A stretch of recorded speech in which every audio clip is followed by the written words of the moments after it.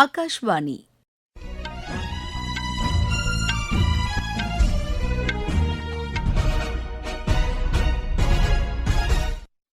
செய்திகள் வாசிப்பவர் மிருதுலா. தலைப்புச் செய்திகள்: ஒழுக்கம், கருணை, சகோதரத்துவம், மனிதநேயம் போன்ற பண்புகள் இந்திய நாகரிகத்தின் ஆணிவேராக திகழ்கிறது என்று குடியரசு துணைத் தலைவர் திரு சி பி ராதாகிருஷ்ணன் தெரிவித்துள்ளார்.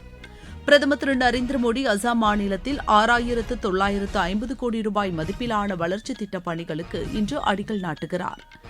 மத்திய அரசின் திட்டங்கள் அதிக எண்ணிக்கையிலான மக்களை சென்றடையும் வகையில் உரிய மாற்றங்கள் கொண்டுவரப்பட்டுள்ளதாக மத்திய இணையமைச்சர் திரு ஜார்ஜ் குரியன் கூறியுள்ளார்.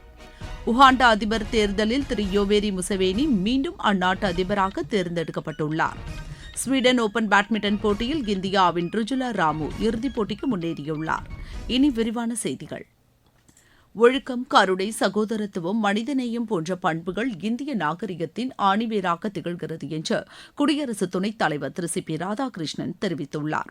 புதுதில்லியில் உள்ள பாரத் மண்டபத்தில் நடைபெற்ற நிகழ்ச்சியில் உரையாற்றிய அவர், ராமாயணம் போன்ற இதிகாசங்கள் அறநெறியுடன் வாழ்வதற்கு வழிகாட்டிகளாக உள்ளது என்று குறிப்பிட்டார். தர்மத்தை ஒருபோதும் அழிக்க முடியாது என்று அவர் தெரிவித்தார். வால்மீகி, துளசிதாசர், கம்பர் எழுதியுள்ள ராமாயண காவியங்கள் பல்வேறு மொழிகளில் மொழிபெயர்க்கப்பட்டுள்ளதை அவர் சுட்டிக்காட்டினார். பகவான் ஸ்ரீராமரின் வாழ்க்கை வரலாற்றை அறிந்து கொள்ளும் சொற்பொழிவுகளை கேட்பதுடன் அன்றாட வாழ்வில் அவற்றை நாம் அனைவரும் கடைபிடிக்க வேண்டும் என்று திரு சி பி ராதாகிருஷ்ணன் வலியுறுத்தியுள்ளார். பிரதமர் திரு நரேந்திர மோடி அசாம் மாநிலத்தில் 6,950 கோடி ரூபாய் மதிப்பிலான வளர்ச்சித் திட்டப் பணிகளுக்கு இன்று அடிக்கல் நாட்டுகிறார்.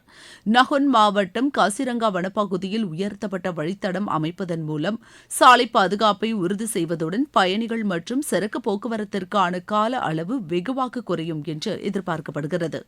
இதையடுத்து காமக்யா, ரோக்தாக், திப்ருகர், கோமதிநகர் இடையே 2 புதிய அம்ரித் பாரத் விரைவு ரயில் சேவைகளையும் பிரதமர் கொடியசைத்து தொடங்கி வைக்கிறார். பின்னர் கலிபோராவில் நடைபெறும் பொதுக்கூட்டத்திலும் பிரதமர் உரையாற்றுகிறார். முன்னதாக நேற்று கவுஹாத்தியில் நடைபெற்ற நிகழ்ச்சியில் கலந்து கொண்டு பேசிய பிரதமர், போடோ அமைதி ஒப்பந்தம் ஆயிரக்கணக்கான இளைஞர்கள் வன்முறையையும் கைவிட்டு இயல்பு வாழ்க்கைக்கு திரும்ப வகை செய்துள்ளதாக குறிப்பிட்டார். இம்மாநிலத்தைச் சேர்ந்த போடோலாந்து பகுதி முன்னெப்போதும் இல்லாத அளவிற்கு பொருளாதார வளர்ச்சி கண்டுள்ளதாக அவர் கூறினார்.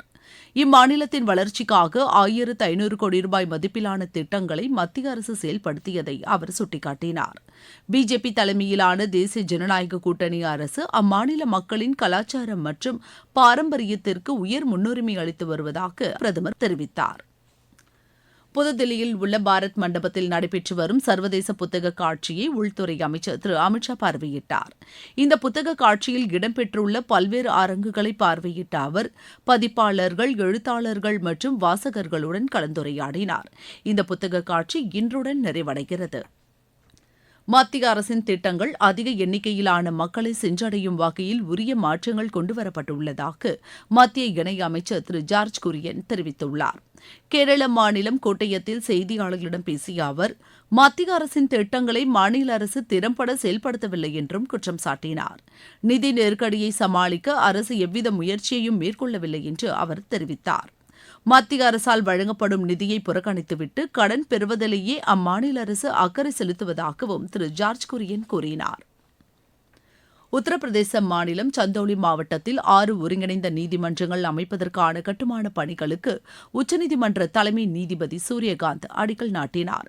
இந்நிகழ்ச்சியில் பேசிய அவர், இந்த ஒருங்கிணைந்த நீதிமன்றங்கள் நாட்டிற்கு சிறந்த முன்னுதாரணமாக திகழும் என்று அவர் குறிப்பிட்டார். இந்நிகழ்ச்சியில் கலந்து கொண்ட அம்மாநில முதலமைச்சர் திரு யோகி ஆதித்யநாத், ஜனநாயக நடைமுறைகளுக்கு அதிகாரம் அளிப்பது போல் நீதித்துறைக்கும் சம அளவில் அதிகாரம் வழங்கப்பட வேண்டியதன் அவசியத்தை எடுத்துரைத்தார்.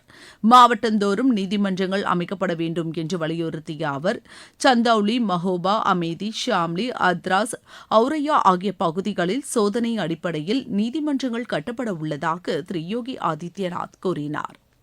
நீங்கள் கேட்டுக்கொண்டிருப்பது ஆகாஷ்வாணியின் செய்தி அறிக்கை.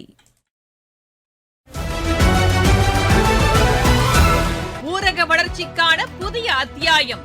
வளர்ச்சியடைந்த இந்தியாவிற்கான ஊரக வேலைவாய்ப்பு உறுதி மற்றும் வாழ்வாதார சட்டம்.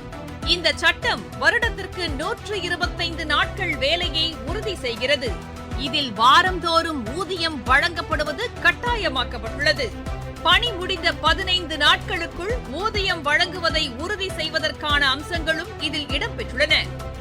ஊதியம் காலதாமதமாக வழங்கப்பட்டால் அதற்கான இழப்பீட்டுத் தொகைக்கும் இதில் வகை செய்யப்பட்டுள்ளது.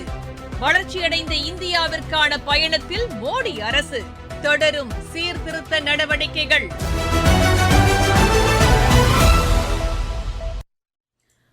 உகாண்டா அதிபர் தேர்தலில் திரு யோவேரி முசவேனி மீண்டும் அந்நாட்டு அதிபராக தேர்ந்தெடுக்கப்பட்டுள்ளார். அந்நாட்டு அதிபர் தேர்தலில் பதிவான வாக்குகள் எண்ணப்பட்டு நேற்று முடிவுகள் அறிவிக்கப்பட்டன. இதில் தற்போதைய அதிபர் திரு யோவேரி முசவேனி 71.65% வாக்குகள் பெற்று வெற்றி பெற்றுள்ளார். ஆசியாவின் மிகப்பெரிய விமான கண்காட்சி விங்ஸ் இந்தியா ஹைதராபாத்தில் இம்மாதம் 28ஆம் தேதி தொடங்குகிறது. 4 நாட்கள் நடைபெறும் இந்த சர்வதேச கண்காட்சியை மத்திய சிவில் விமான போக்குவரத்துத்துறை அமைச்சர் திரு ராம்மோகன் நாயுடு தொடங்கி வைக்கிறார். இது தொடர்பாக மத்திய சிவில் விமான போக்குவரத்து அமைச்சகம் வெளியிட்டுள்ள அறிக்கையில், இந்தியாவில் விரைவான வளர்ச்சி கண்டு வரும் விமான போக்குவரத்து துறையின் செயல்பாடுகள் குறித்து இதில் காட்சிப்படுத்த உள்ளதாக தெரிவிக்கப்பட்டுள்ளது. விமான உற்பத்தியில் உலகின் மையமாக இந்தியாவை உருவெடுக்க செய்வதற்கான நடவடிக்கைகள் குறித்தும் இந்த நிகழ்ச்சியில் விவாதிக்கப்பட உள்ளதாக எமது செய்தியாளர் தெரிவிக்கிறார். விமான சாகசங்கள் மற்றும் கலாச்சார நிகழ்ச்சிகளுக்கும் ஏற்பாடு செய்யப்பட்டுள்ளது. தமிழக வாக்காளர் பட்டியலில் இடம்பெற தகுதியுள்ள புதிய வாக்காளர்கள் விண்ணப்பிப்பதற்கான கால அவகாசம் இன்று நிறைவடைகிறது. மாநிலத்தில் வாக்காளர் பட்டியல் சிறப்பு தீவிர திருத்தப் பணிகள் டிசம்பர் மாதம் நிறைவடைந்து வரைவு வாக்காளர் பட்டியல் வெளியிடப்பட்டது. இந்த வரைவு வாக்காளர் பட்டியலில் இடம்பெறாத தகுதியுள்ள வாக்காளர்கள் மற்றும் புதிய வாக்காளர்கள் தங்களது பெயர்களை சேர்ப்பதற்கான கால அவகாசம் வழங்கப்பட்டது. இறுதி வாக்காளர் பட்டியல் அடுத்த மாதம் 17ஆம் தேதி வெளியிடப்பட உள்ளது. தில்லி, ஹரியானா, பஞ்சாப், பீகார் ஆகிய மாநிலங்களில் அடுத்த 3 நாட்களுக்கு கடும் பனிப்பொழிவு நிலவக்கூடும் என்று வானிலை மையம் தெரிவித்துள்ளது. ஜம்மு காஷ்மீர், லடாக், உத்தரப்பிரதேசம், மேற்கு வங்கம், சிக்கிம் உள்ளிட்ட பல்வேறு பகுதிகளில் இதே நிலை நீடிக்கும் என்று அந்த மையம் கூறியுள்ளது. கிழக்கு மத்திய பிரதேசம், சத்தீஸ்கர் மற்றும் ஒடிசாவில் குளிர்காற்று வீசக்கூடும் என்று எதிர்பார்க்கப்படுவதாக வானிலை ஆய்வு மையம் தெரிவித்துள்ளது.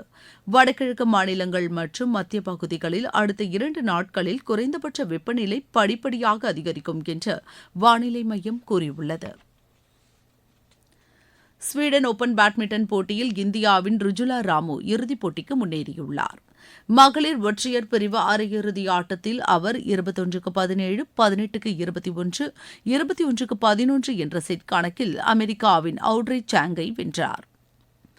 இந்தியா நியூசிலாந்து அணிகளுக்கு இடையேயான 3வது மற்றும் இறுதி ஒருநாள் கிரிக்கெட் போட்டி இன்று நடைபெறுகிறது.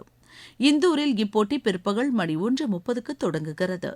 3 போட்டிகளை கொண்ட இந்த ஒருநாள் கிரிக்கெட் போட்டித் தொடரில் இரு அணிகளும் தலா ஒரு போட்டியில் வெற்றி பெற்று சமநிலையில் உள்ளன. 19 வயதிற்குட்பட்டோருக்கான உலகக்கோப்பை ஒருநாள் கிரிக்கெட் போட்டியில் இந்திய அணி 18 ரன் வித்தியாசத்தில் பங்களாதேஷ் அணியை வென்றது. புலவாயாவில் மழை காரணமாக போட்டி தொடங்குவதில் ஏற்பட்ட தாமதத்தை அடுத்து 49 ஓவர்களாக குறைக்கப்பட்டது. இதனையடுத்து முதலில் பேட் செய்த இந்திய அணி 48.4 ஓவரில் 238 ரன் எடுத்தது. இந்நிலையில் மழை காரணமாக டக்வர்த் லூயிஸ் முறைப்படி போட்டி 29 ஓவர்களாக குறைக்கப்பட்டு 165 ரன் வெற்றி இலக்காக நிர்ணயிக்கப்பட்டது. இதனையடுத்து களமிறங்கிய பங்களாதேஷ் அணி 28.3 ஓவரில் 146 ரன் எடுத்தது.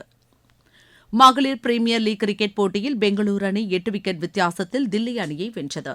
நவி மும்பையில் நடைபெற்ற இப்போட்டியில் முதலில் ஆடிய தில்லி அணி நிர்ணயிக்கப்பட்ட 20 ஓவரில் 166 ரன்னுக்கு ஆட்டமிழந்தது. இதனையடுத்து 167 ரன் எடுத்தால் வெற்றி என்ற இலக்கோடு ஆடிய பெங்களூரு அணி 18.2 ஓவரில் 2 விக்கெட் இழப்பிற்கு 169 ரன் எடுத்து வெற்றி பெற்றது. மீண்டும் தலைப்புச் செய்திகள். ஒழுக்கம், கருணை, சகோதரத்துவம், மனிதநேயம் போன்ற பண்புகள் இந்திய நாகரிகத்தின் ஆணிவேராக திகழ்கிறது என்று குடியரசு துணைத் தலைவர் திரு சி பி ராதாகிருஷ்ணன் தெரிவித்துள்ளார்.